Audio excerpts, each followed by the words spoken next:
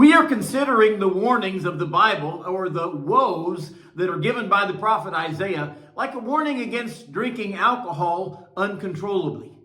Good morning, this is Pastor Ernie Lewis of the Blue Point Church in Sisney, Illinois, with your thoughts for Tuesday. We find many warnings that we should absolutely take seriously for our lives in the Scripture. Among the woes that are given in Isaiah chapter 5, we find a warning against the dangerous effects of alcohol.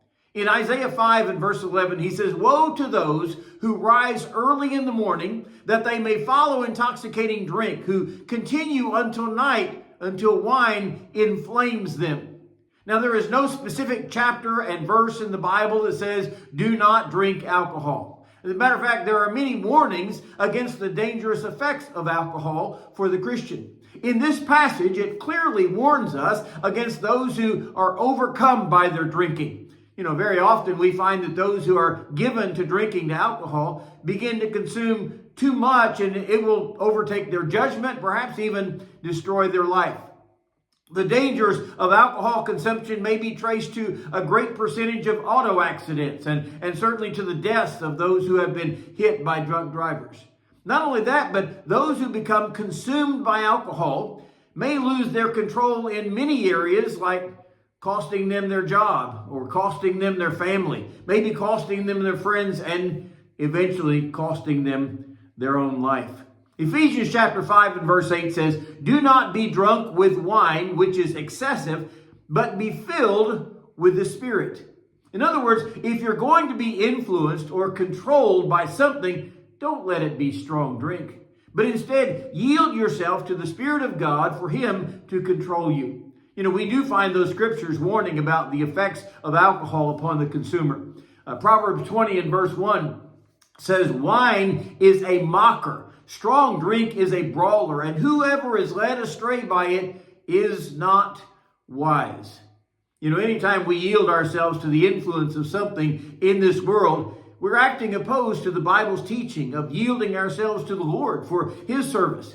Romans chapter 6 and verse 13 says, "Do not present your members as instruments of unrighteousness to sin, but present yourselves to God as being alive from the dead, and your members as instruments of righteousness to God."